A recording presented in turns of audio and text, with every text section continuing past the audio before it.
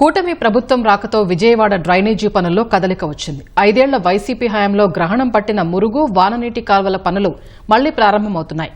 ఇప్పటికే అనేక చోట్ల పనులు ప్రారంభం కాగా మిగతా చోట్ల ప్రణాళికలు సిద్దమవుతున్నాయి. అస్తవ్యస్తంగా ఉన్న విజయవాడ మురుగునీటి పారుదల వ్యవస్థను గాడిన పెట్టేందుకు 2014-2019 మధ్య అప్పటి తెలుగుదేశం ప్రభుత్వం కేంద్రం నుంచి 462 కోట్ల నిధులు తెచ్చింది. సుమారు 200 కోట్ల మేర పనులు పూర్తి చేసింది. అయితే 2019లో వైసీపీ అధికారంలోకి రావడంతో డ్రైనేజీ పనులు ఎక్కడివక్కడే ఆగిపోయాయి. కూటమి ప్రభుత్వం వచ్చాక డ్రైనేజీ సమస్యకు శాశ్వత పరిష్కారం చూపించాలని భావించింది. గతంలో సగంలో ఆగిన పనులు పూర్తి చేసేందుకు సిద్దమైంది. ప్రస్తుతం polyclinic road, Gunadala, one town ప్రాంతంలో పనులు ప్రారంభం కావడంతో నగరవాసులు హర్షం వ్యక్తం చేస్తున్నారు. గతంలో ఎన్టీఆర్ సెంటర్ నుంచి బెంజ్ సర్కిల్ వరకు వర్షం వస్తే చాలు రోడ్డు మునిగిపోయేది.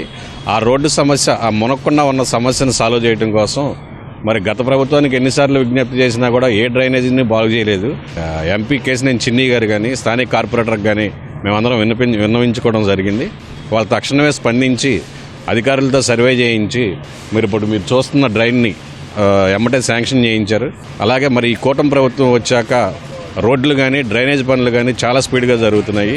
గత ప్రభుత్వంలో మేము ఎన్నిసార్లు చెప్పినా కూడా ఎవరు పట్టించుకున్న వ్యక్తులే లేరు. గత కాలంగా ఇదంతా అప్పుడు ప్రభుత్వంలో ఇదంతా కాలువ నీళ్ళు వచ్చేసి బందర్ రోడ్డు అవన్నీ మునిగిపోయి ఉండేది. ఇప్పుడు కూటమి ప్రభుత్వం వచ్చినాక బాగా సైడ్ కాలం అంతా బాగా అక్కడి నుంచి ఇక్కడ దాకా కూటమి ప్రభుత్వం రాగానే మొత్తం అంతా బాగా చేశారండి. ఆ వర్షాకాలం వచ్చినప్పుడు కూడా మనకి ఆ మోకాళ్ళ నీళ్ళు ఇక్కడ దాకా నీళ్ళు వచ్చాయి. మనకి మోకాళ్ళ దాకా నీళ్ళు వచ్చి అవన్నీ చేసేటప్పటికి కూడా వాహనాలు వెళ్ళడానికి రావడానికి చాలా ఇబ్బంది పడేవాళ్ళు.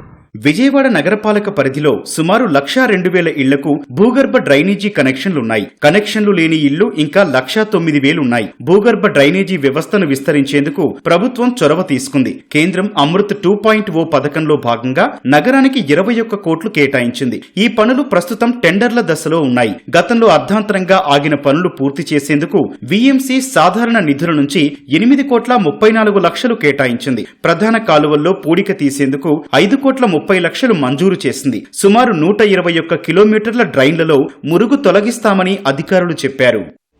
డ్రైనేజీ పనులు కూడా త్వరలోనే ప్రారంభం కానుంటున్నాయి. అండర్ గ్రౌండ్ డ్రైనేజీలు కూడా చాలా చోట్ల పనులు జరుగుతున్నాయి. రీలైన్లు కూడా చాలా సంవత్సరాల క్రితం 40-50 సంవత్సరాల క్రితం వేసినటువంటి అండర్ గ్రౌండ్ డ్రైనేజీ కాబట్టి కొన్ని చోట్ల కొన్ని డ్రైనేజీ బ్లాక్ సమస్యలు ఉంటున్నాయి. వాటిని యుద్ధ ప్రాతిపదికన రీలైన్లు వేసి, సెకండ్ లైన్లు వేసి కూడా ప్రజలకు అందుబాటులో తీసుకొచ్చి ఎక్కడా డ్రైనేజీ సమస్య అనేది లేకుండా విజయవాడ నగరంలో మరి తెలుగుదేశం కూటమి ప్రభుత్వం ముందుకెళ్తుంది. సైడ్ డ్రైన్లు నిర్మిస్తుంది. అండర్ గ్రౌండ్ డ్రైనేజీలు కూడా రీలైన్లు వేసి ప్రజలకి ఎక్కడా ఇబ్బంది లేకుండా చేస్తున్నాం. దశాబ్దాలుగా ముందుకు సాగని డ్రైనేజీ నిర్మాణ పనులు ప్రారంభం కావడంతో విజయవాడ ప్రజలు సంతోషం వ్యక్తం చేస్తున్నారు.